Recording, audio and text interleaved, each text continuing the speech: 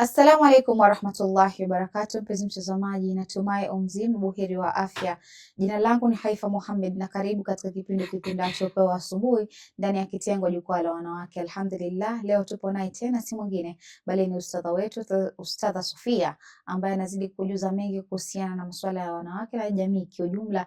Na inshallah, mpenzi mtazamaji, katika mada yetu ya leo tutaenda kuangazia kwa nini wanawake wengi wataingia motoni. Ili swala uende umelisikiza mtandaoni, ukasikia wanawake wengi wataingia motoni, lakini hujui ni vipi wewe kama mwanamke utaingia motoni.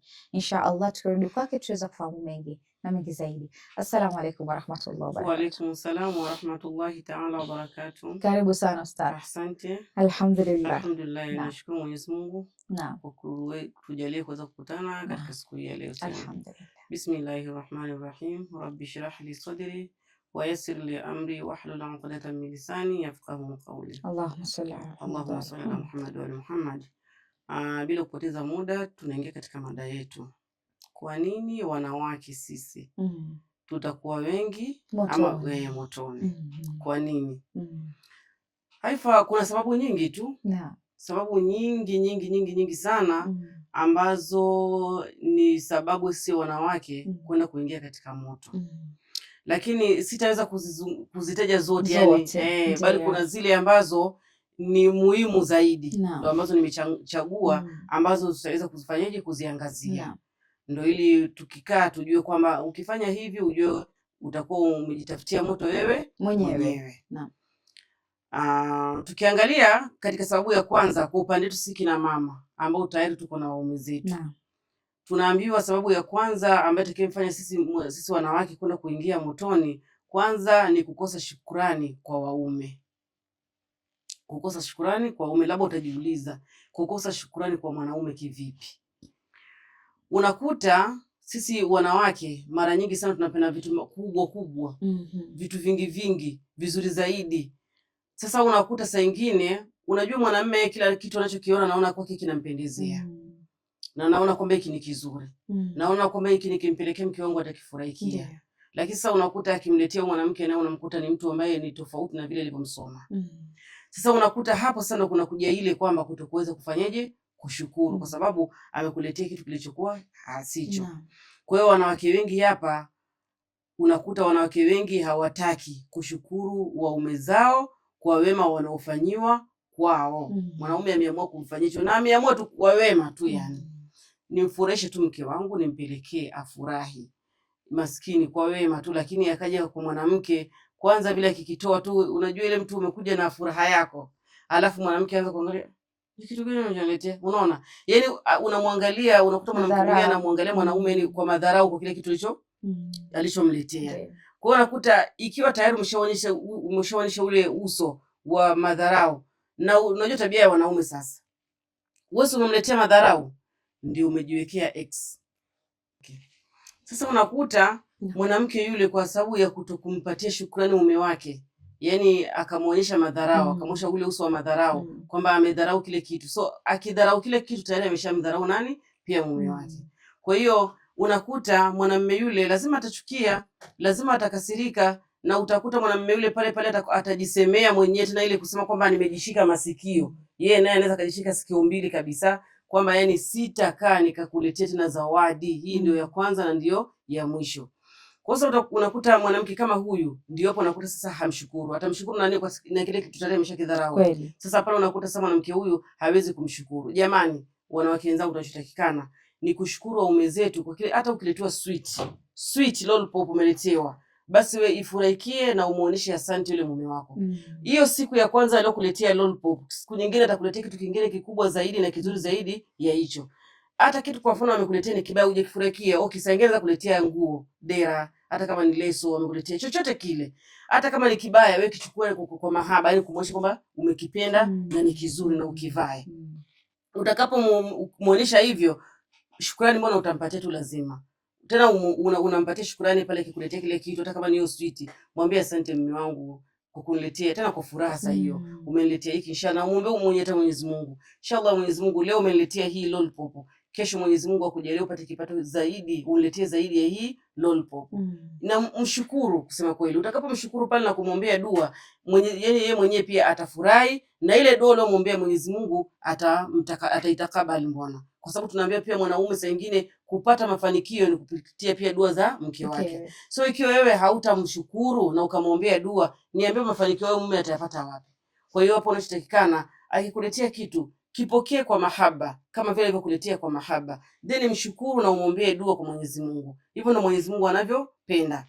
Sasa tunaambiwa, hebu tuangalie, tunaambiwa pia kuna hii hadithi ya Mtume wetu Muhammad sallallahu alayhi wa alihi wasallam, Allahumma salli ala Muhammad wa ali Muhammad, anasema kwamba man lam yashkuru qalila falam yashkuru kathira. Yani yule ambaye hatushukuru na kidogo, pia hata ukimletea kikubwa vile vile atufanyeje? Hatushukuru. Sasa wewe ukiwa hautashukuru na kidogo kweli, hata yani hicho kikubwa kama hautakipata pia kwanza, kwa sababu tayari umeshajenga ile chuki kwa yule mwenzako. Kwa hiyo naambiwa kwamba jenga shukrani kwa mume wako na umwombee dua, ndio ili uweze kupata nini, hiyo pepo tuweze kuipata kwa Mwenyezi Mungu Subhanahu wa Ta'ala.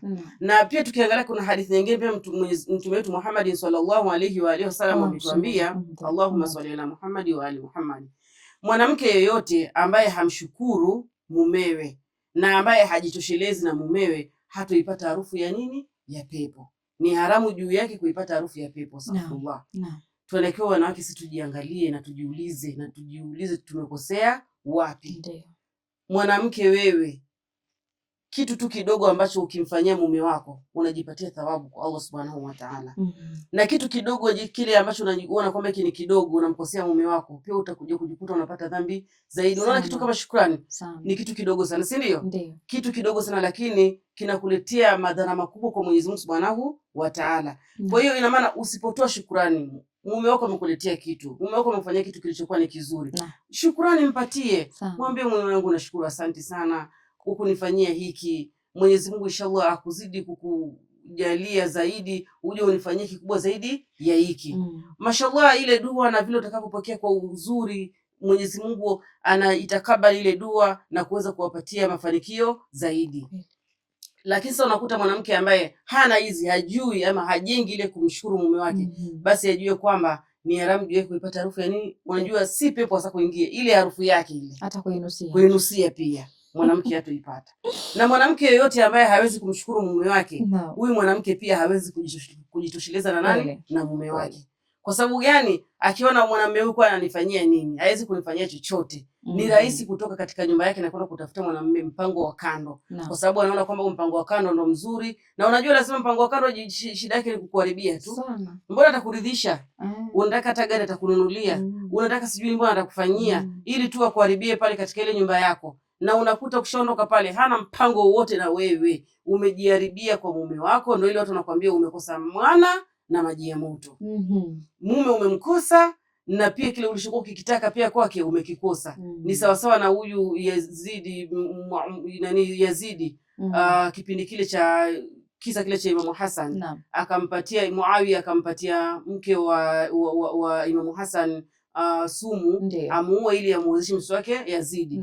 Alipompatia sumu na akamuua Imamu Hassan, alimpata kuolewa na Yazidi? Alimwambiaje?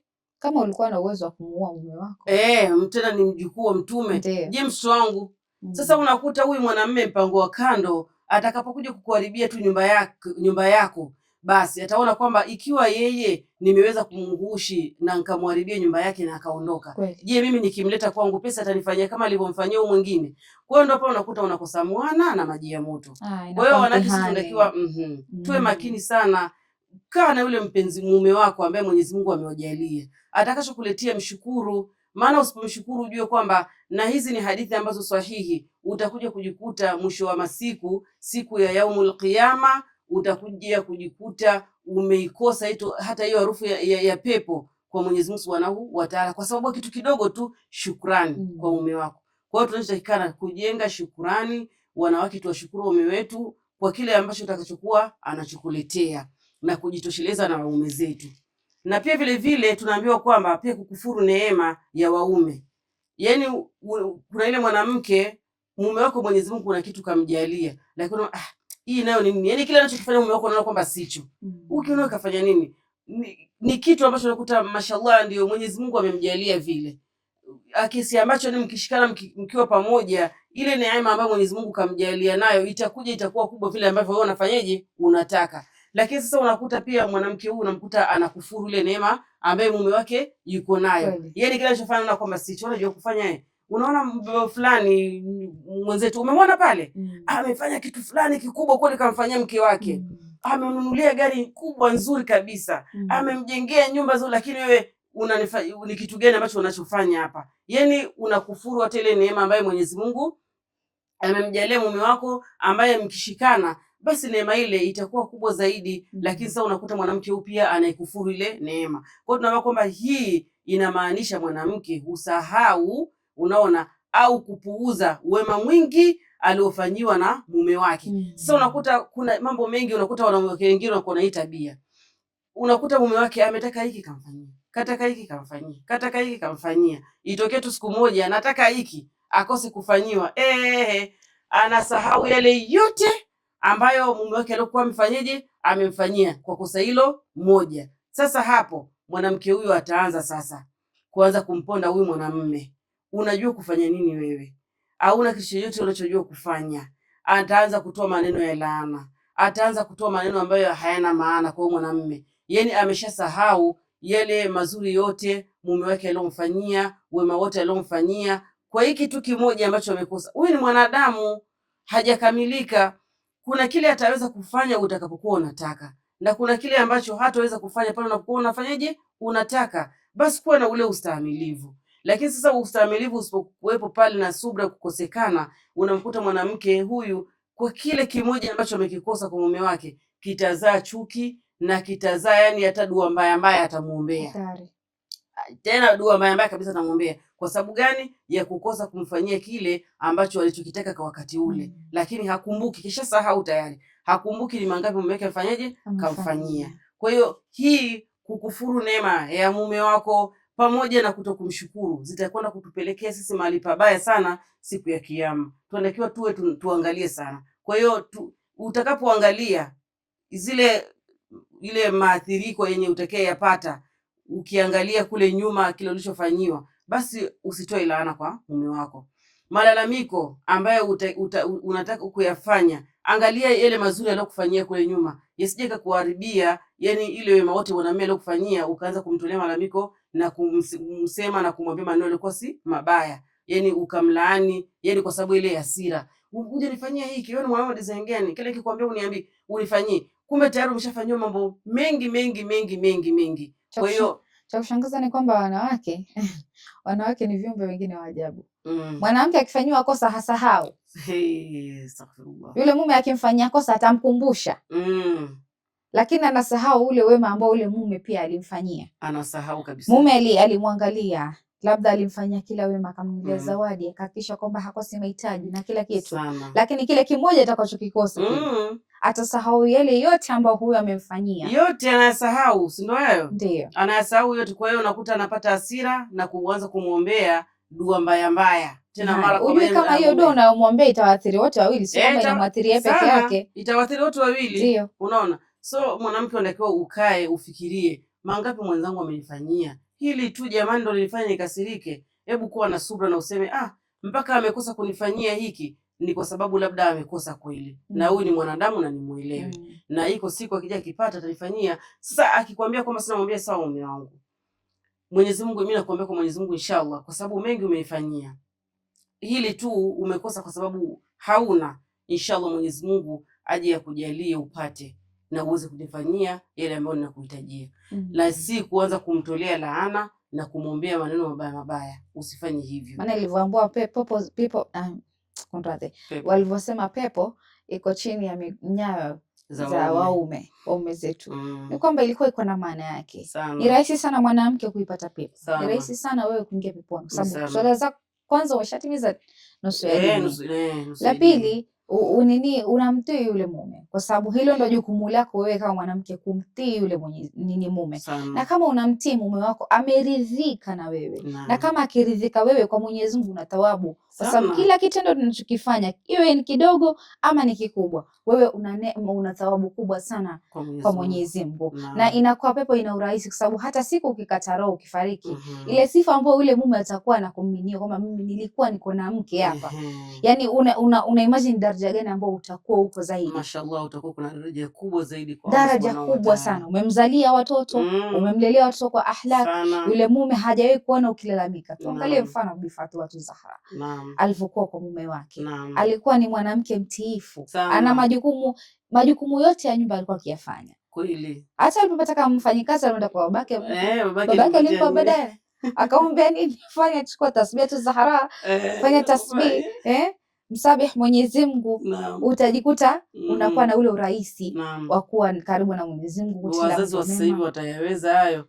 Umelia mtoto unasema eti nahitaji mfanyakazi, umwambie chukua tasbih, sasa unamuongezea kazi nyingine tena. Unajua hapo ni kazi na kaongezewa, kwa sababu hiyo tasbih hataweza kuifanya ikiwa anaendelea kuosha vyombo na nini, inabidi akae chini tena. Kwa sababu naamini ile tasbih kupani kule pia kupata utulivu, si ndio? Wa akili itulie, maana ikitulia utajua mimi nitaanzia wapi, kitu gani. Maana siku hizi tumezidi na kusema wafanya kazi, mwisho wa siku mume akisema, maana kila kitu nataka mfanyikazi akufanyie. Ndio hivyo. Kupika chakula cha mumeo pia mfanyikazi afanye. Haya, kama ni kukufulia nguo, kufua nguo za mfanyikazi, utakuta wengine subhanallah ustadha, mpaka nguo za ndani. Ndio pale sasa unachukuliwa. Mimi kuna kisa nilikipata, nilikisikia hicho kisa, ni mtihani tu. Allah tustiri. Kwa Mwenyezi Mungu atustiri inshallah. Ikiwa ni mwanamke mwenzangu, tuko katika ndoa, tuonekana tuonyeshe shukrani kwa waume zetu. Utakapoonyesha shukrani kwa mume wako, ile shukrani tu peke yake itakuwa ni sababu ya wewe kwenda kuingia katika pepo. Yani laiti wangejua daraja gani wanamuongezea huyu mwanamume na daraja gani huwa anajifanyia, kwa sababu ukiingia katika ndoa unajifanyia wewe, sio kwamba unamfanyia yule mume. Nadhani hiyo ndio kitu ambao pia huwa inafanya wanawake wanatoka katika ile laini, katika laini. Akiamua kwamba yeye mimi nikisema bwana namfanyia huyu mume utachoka. Naam, utachoka. Lakini ukifanya sababu unafanya kwa ajili ya Mwenyezi Mungu, utachoka. Mbona utaona ni kitu rahisi. Utaona tu ni kitu rahisi. Sasa tunatakiwa kazi zako za nyumbani pia ufanye kwa ajili ya Mwenyezi Mungu. Ndio. Utachoka, utajikuta mchana kutwa unafanya, lakini kwa sababu unasema mimi nafanya kwa ajili ya Mwenyezi Mungu na hii ni nyumba yangu. Ndio. Hakuna atakaye kuja kunifanyia. Basi yani wewe hautachoka. Kwa hiyo tuwe na ile kwamba unafanya kwa ajili ya Allah na mume wako yule mpatie shukrani vizuri, neema aliyokuwa nayo, basi wewe itukuze neema ile kwa kuzidi kumwombea Mwenyezi Mungu. Yaani badala ya kuwa na hasira na kuomba dua mbaya, wewe muombe kwa Mwenyezi Mungu mumeo dua zilizokuwa za kheri, na inshallah kwa uwezo wa Mwenyezi Mungu, sababu Mwenyezi Mungu atafurahi na ile shukrani yako na hizo dua, Mwenyezi Mungu basi atazitakabali vile vile, na mwisho wa wote mtajikuta nyinyi ndio mtakuja kuwa ni mahurul ain kule peponi. Usije ukaja ukamkimbia, kwa sababu watu wengine wanakuuliza yule hurul ain ndiye kuja kuwa naye kule peponi ni nani? Mwingine kwambia kama nitakuja kumpata hurul ain ni mume nilokuwa naye mwingine anasema asi huyo nilokuwa naye, Mungu anipe mwingine. Mungu anipe mwingine. Kwani sije ikafika hapo. Tunataka watu waishi pamoja, maisha yaliyokuwa kwa furaha, kufa kuzikana, aliyekuwa wote, kila mmoja akija kiondoka katika dunia amemridhia mwenzake, ndio tukakuwa maurul aini wote huko insha. Shukrani sana ustadha, acha chukua mapumziko, tukirudi tutaweza kuendelea na awamu ya pili inshallah. Kurudi kwako mpenzi mtazamaji, natumai katika awamu ya kwanza tukiwa naye ustadha Sofia unazidi kufahamu mengi ya Bwana, zidi kuiangazia binafsi na furahi zaidi, na wanakuambia kwamba hurul ain jamani haji hivi hivi, lazima uhakikisha kwamba umejijenga kwa yule hurul ain ambao ungependa mwanamume awe na wewe, kwa sababu sio wote ambao wanatamani kuwa na mke kama wewe, si kwa ambao labda Mwenyezi Mungu amembashiria pepo anataka kuwa na hurul ain. Je, wewe ni hurul ain miongoni mwa hurul ain? Na inshallah mpenzi mtazamaji, acha tuvute pumzi kidogo, tutakaporudi tutaendelea zaidi.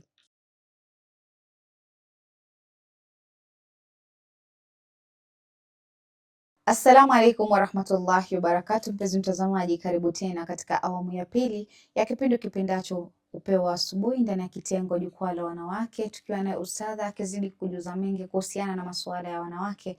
Hasa tunajua sisi wanawake ndio tunajenga jamii, na wanawake pia dini inatuhusu zaidi. Wanawake wengi siku hizi tumekataa kusoma dini, hivyo basi ni jukumu letu kuweza kufahamu mawili matatu kutoka kwa ustadha ili tuweze kurekebisha na tujue wapi tunaweka sawa na wapi ambapo tunaweza kuepukana nayo, na inshallah mpenzi mtazamaji, tukirudi kwake tutaweza kufahamu mengi zaidi. Karibu tena ustadha. Naam. A'udhu billahi minash shaitani laani rajim. Bismillahir rahmanir rahim. Bila kupoteza muda tunaendelea na mada yetu ya kuhusiana na kwa nini wanawake wengi wataingia motoni. Naam. Sababu tulizokuwa tumeangazia mara ya kwanza, na sasa tutaendelea na sababu zingine ili tuweze kujua kwamba ni kwa nini wanawake sisi tutaingia motoni wengi. Mwenyezi Mungu atunusuru inshallah na moto, maana hakuna ambaye anapenda isipokuwa tu niseme ni kuteleza kwa mdomo. Wewe ndo ama tunatakiwa sisi tuwe makini wenyewe. Kwa hiyo ambao wanawake wengi wataingia motoni kwa sababu ya jambo lingine kama hili, kukufuru pia neema za Allah. Hakika kukufuru neema za Allah. Mwenyezi Mungu amekupatia neema. Unajua kile unachokuwa nacho, kile kitu chote katika mwili wako ni neema kutoka kwa Mwenyezi Mungu Subhanahu wa Ta'ala. Pumzi, macho, sijui mdomo, yani kila kitu ni neema. Lakini sasa unakuta wanawake wengi wao tunakufuru zile neema za Mwenyezi Mungu. Mwenyezi Mungu amekuumbia maumbile yako yako mazuri, lakini unaona kwamba nitoshi haya, unakujiongezea mengine. Siku hizi kuna maumbile ya kuongeza haifa. Unajua? Siku hizi kuna maumbile ya kunyongeza. Unanyongeza maumbile yako ndio ili umlaki, unaona kama Mwenyezi Mungu hapa alikanipitisha kidogo, je nikajiongezea ongezea. Unamkosoa Bwana. Sasa hapo unaikufuru neema ya Mwenyezi Mungu Subhanahu wa Ta'ala. Na pia mwanamke, mimi mwanamke, sisi unakuta sisi wenyewe tunamkufuru Mwenyezi Mungu kwa zile neema ambazo ametujalia sisi, na pia vile vile tunamkufuru kwa neema ambazo amejalia mwingine. Tuna hii tabia wanawake. Ukimwona mwenzako kapita pale, mwingine mashallah, umeona kitu gani pale wewe? Wivu. Wivu tayari. Umeona kitu gani pale wewe? Unaona? Mtu mwenyewe miguu imeenda upande. Unaona vile akitembea, miguu imeenda upande, tembeka bata. Tayari umeshakufuru neema nani?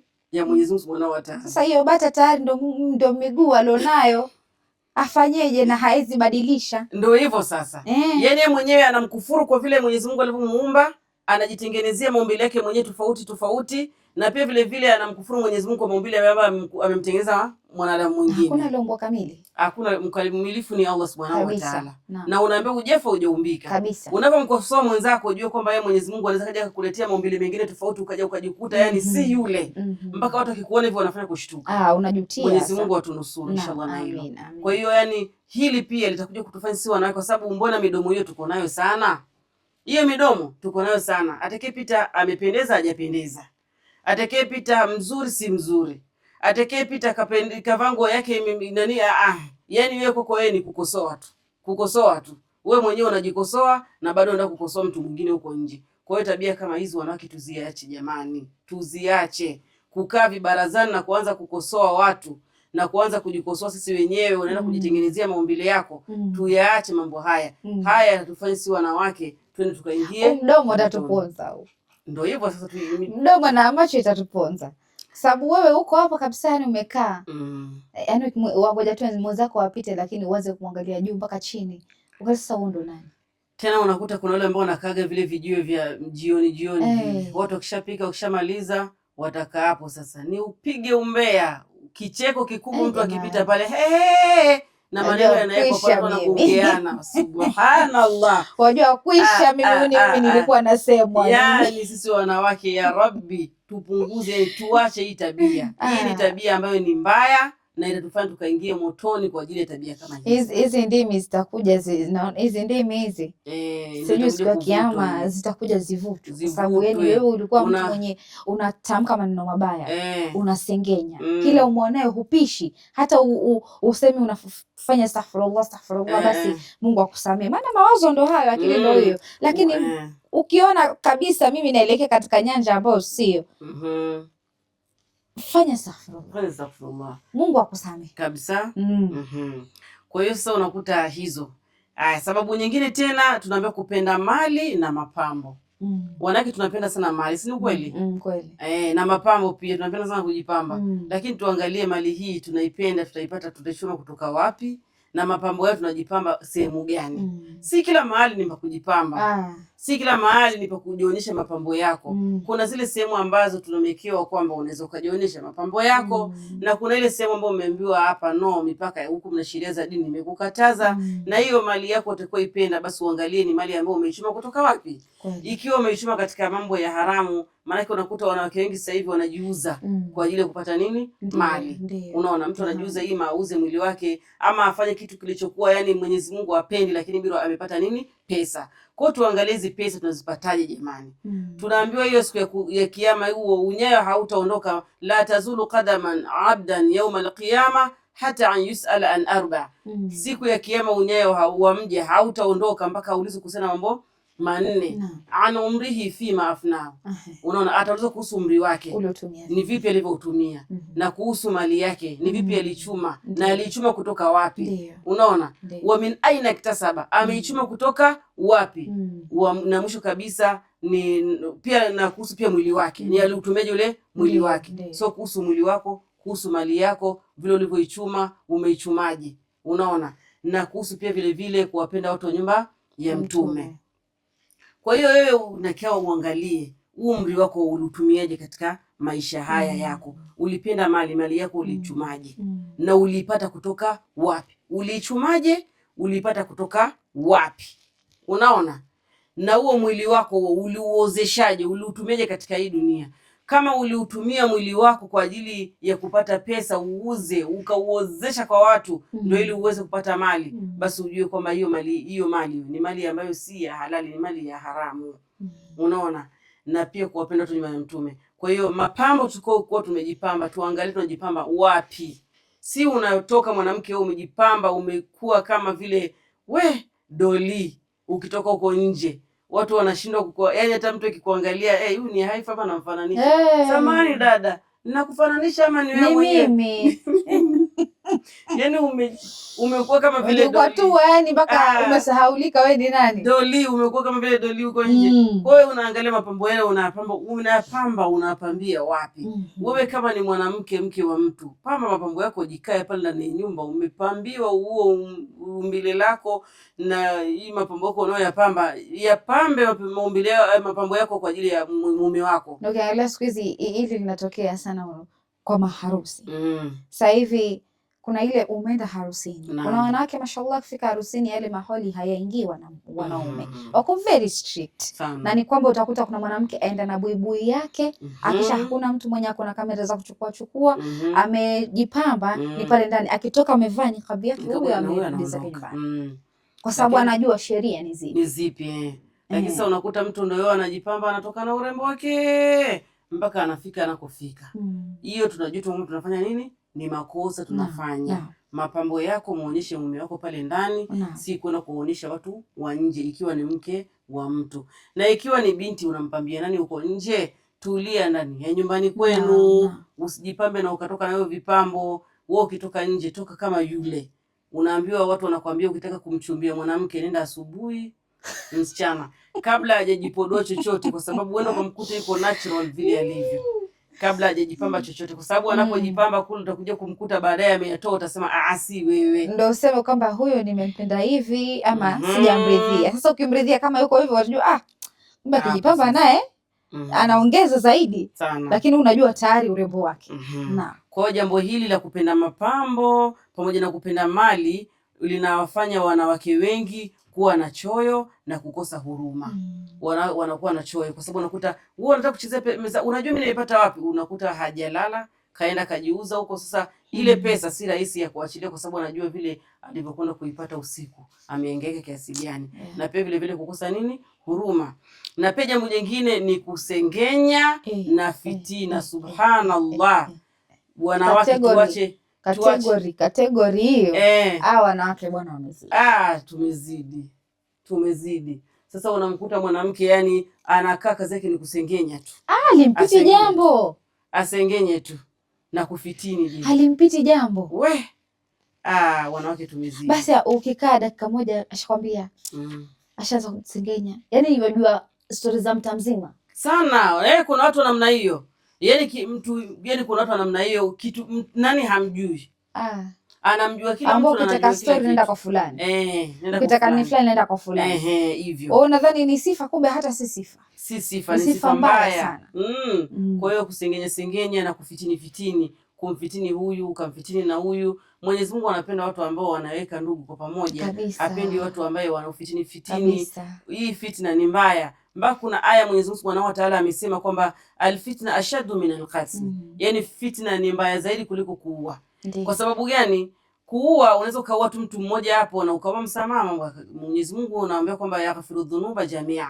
Lakini kufitini unaweza ukajikusa ile fitna ulioifanya umeua wengi sana na uleta mfarakano kwa watu wengi sana. Unaona, kwa hiyo ndio maana Mwenyezi Mungu kusema alfitna ashadu min alqatl. Kwa hiyo fitna hii ni mbaya, fitna na ndio maana wakatoa amri ya kwamba kule kuunga koo ni kitu kizuri sana. Kuunganisha koo mbili ni vizuri sana. Wewe watu wamekosana, ni mandugu, kaa chini waunganishe, walete pamoja. Ukiona mandugu wawili wamekosana, usitoe neno la ndugu huyu ukapeleka kwa ule mwingine sana. Ukifanya hivyo umekosea sana. Kwa sababu fika hata kule basi, kaa naye chini, ambaye kaka fulani amesema amekosea nini na nini, jaribu kuunganisha pamoja, hata huyu moyo ulainike. Huyu naye kirudi pamoja, najua kweli tumekosea. Unajua pia katika uongo tunaambiwa kwamba uongo al-kadhibu haramun walau kana mzahu, lakini kuna uongo unakubalika mahali. Uongo unakubalika, uongo unakubalika ni ule uongo ambao wa kuwaleta pamoja ndugu wawili ambao wametengana, ama wanandoa wawili wametengana. Unaenda unamkutana na huyu unamwambia hiki, yani unamsemea uzuri yule mtu aliyokosana na yeye. Mwanzo kwa anakupenda, mwanzo kwa mbona anajuta saizi, akitoka pale anaenda kwa mwingine tena. Mwanzo kwa anasikitika, anaona ni kwa nini mlifanya hivi, anatamani muungane tena, mrudi kuwa na undugu kama zamani. Unaona, yani unamwambia huyu hivi, na yote hiyo ni ya uongo, lakini midamu ule uongo wewe unautengeneza ili uweze kukutanisha pamoja wale warudiane. Huo ni uongo unakubalika, na uongo huo unakuletea thawabu. Na Allah ana neema zake, kwa sababu unapowaunga hawa watu wawili, ile utajiri utakaoupata na ile neema ambayo Mwenyezi Mungu anakuongezea, riziki kwako haikosi. Lakini yeye kufanya fitna ulete uadui hapo, unapoteza kila kitu. Unapoteza kila kitu. Ile fitna na ulete uadui hapo, unapoteza kila kitu. Kwa hiyo tunatakiwa tuwe waangalifu sana kutokana na haya mambo yote, na hii aya Mwenyezi Mungu ameisema. Kwa hiyo tunabidi tujiweke mbali na vitu ambavyo unajua kwamba nitakapofanya fitna hapa nitakuwa nimewakosanisha watu, na Mwenyezi Mungu jambo hili halipendi. Unatakikana ujiweke mbali kutokana na hilo. Pia vile vile kuna ile pia tukiangalia katika kisa cha Isra wa Miraji. Tunasema pia katika kisa cha Isra wa Miraji, Mtume alipokwenda katika safari hii tena ambayo ndio inakuja mwezi wa Rajab, nadhani umekaribia. Mtume wetu Muhammad sallallahu alaihi wa sallam aliyokwenda katika safari ya Isra na Miraji, alionyeshwa pepo, alionyeshwa moto. Tunaambiwa kwamba katika kuonyeshwa moto waliokuta kina nani kwenye moto zaidi? Walikuwa ni wanawake. Unaona? Kwa nini? Kwa sababu ya vitu kama hivi. Ndio. Kusengenya, kutokumtii mume, kufitini watu. Wewe unaona ni kuweka vibaraza vya kufanya kusengenya na kufitini watu, hivyo ndio unaona kwako ni dili. Siku ikipita hujafanya kitu kama hicho, unaona hiyo siku haijakamilika. Unajua kuna watu namna hiyo. Yaani kama hajafitini hiyo siku, hajasengenya, hiyo siku kwake haijaenda vizuri. So lazima aikamilishe siku yake katika mambo kama haya. Wewe mwanamke, kabla hujafika kulala katika kitanda, hesabu mangapi mazuri umeyafanya na mangapi maovu umeyafanya, ufanye istighfar na uweze kulala. Huwezi kujua pale ni kitu gani kitakuja kujiri. Na ndio ile tuweze kupunguza ule umma au wanawake kule motoni.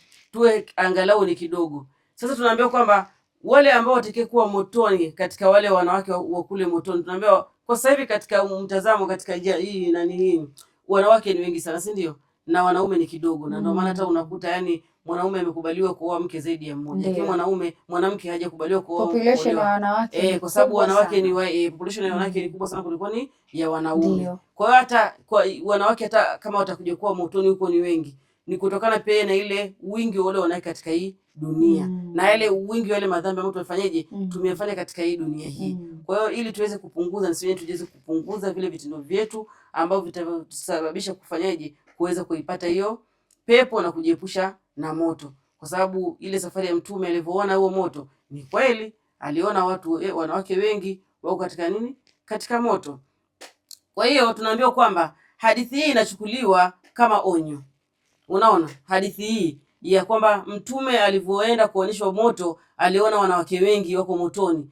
Hadithi hii kwetu sisi inatuletea kama vile onyo kwetu sisi, tujionye kutokana na yale matendo ambayo yatatusababisha kwenda kuingia katika huo moto. Unaona, onyo kwetu, tuache. Na pia vile vile hadithi hii inakuwa ni mawaidha kwetu sisi, inatuletea mawaidha, ikiwa imetuonya, ikiwa inatuletea mawaidha. Kwa hiyo ni juu yetu sisi kuviacha vile vitu vyote ambavyo vitatusababisha kwenda kuingia katika huo moto. Kwa hiyo ni onyo na mawaidha kwa wanawake, ili kuwahimiza wanawake na pia vile vile pamoja na wanaume kujikinga ama kujiepusha na tabia mbaya ambazo zitatusababisha kuingia wapi? Katika huo moto. Tujiepushe sana na hivyo vitendo, na hii ni mawaidha kwetu sisi, na pia vile vile ni onyo kwetu sisi. Tujiweke mbali na vile visababisho vitakavyotufanya sisi tukaingia katika nini? Huo moto. Na kusudi lake lilikuwa ni kuwahamasisha, yani Mtume kutuambia hivyo kwamba aliona wanawake wengi katika moto, ni kutuhamasisha sisi hapa kufanya yale mambo yaliokuwa ya kheri. Basi tutoe sadaka, tufanye mambo yaliokuwa yako mema, ili kuweza kujikinga na huo moto wa Jahannam na kupunguza ule wingi wa wanawake ambao uko katika huo moto, na ili kuweza kupunguza hiyo idadi, na ili kuweza kupata pepo wanawake wengi inshallah siku hiyo ya Kiyama. Kwa hiyo sisi wenyewe ndio tukitaka kuingia motoni tutajiingiza wenyewe kwa kufuata yale matendo tuliyokatazwa, na tukiona kwamba tumepatiwa mawaidha na tumeonywa na Mtume wetu Muhammad sallallahu alaihi wasallam, basi ni juu yetu kuyafuata hayo mawaidha, na ili kujiepusha na yote yaliokuwa ni mabaya ambayo atakayetusababisha sisi kwenda kuingia katika huo moto. Inshallah Mwenyezi Mungu atujalie ni watu wenye kusikiliza yaliokuwa ni mema, na tukao ni wenye kuyafuata, na tufanye ni wenye, na atuepushe na yale yaliokuwa ni maovu, na pia vile vile atuepushe kufanyaje? Kuyafuata inshallah. Ila huna shukran kwa kuwa ni wenye kutusikiliza inshallah. Amin. Shukran sana ustadha kwa kuweza kutuelezea mengi kuhusiana na masuala haya. Najua ni mengi sana inahusiana na wanawake, na wanawake wenyewe pia wanafaa kujituma kwanza kusoma. Na nadhani pia ni kwamba sisi wanawake tumeamua kwamba tusizinduke. Yaani tumeamua kwamba tumekosa kuisoma dini. Wanawake wengi sasa hivi wamekataa kusoma dini, na ndio haya ambayo yanajiri. Kwa sababu siku hizi wanawake wengi hawataka kufuata ile njia ya Mwenyezi Mungu. Wanakwambia njia rahisi ni shetani, lakini hakuna njia ngumu kama ya kwenda kwa upande wa wema.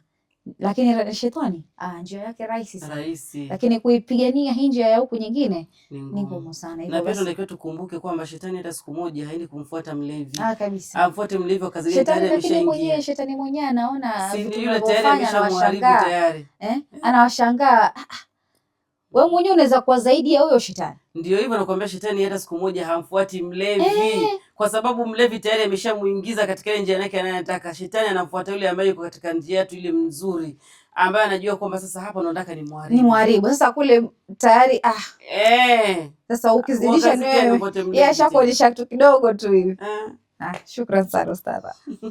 Kurudi kwako mpenzi mtazamaji, natumai katika awamu ya pili tukiwa naye Ustadha Sofia umeweza kufahamu mengi ambayo amezidi kutuelezea, amekujuza mengi haswa kuhusiana na hili swala la wanawake wengi motoni. Wanawake sisi ni dhahabu, sisi ni mapambo, sisi ni pambo. Nadhani kuna mada ambayo tuweza kuongea na ustadha, ilikuwa ni akasema wanawake ni ua.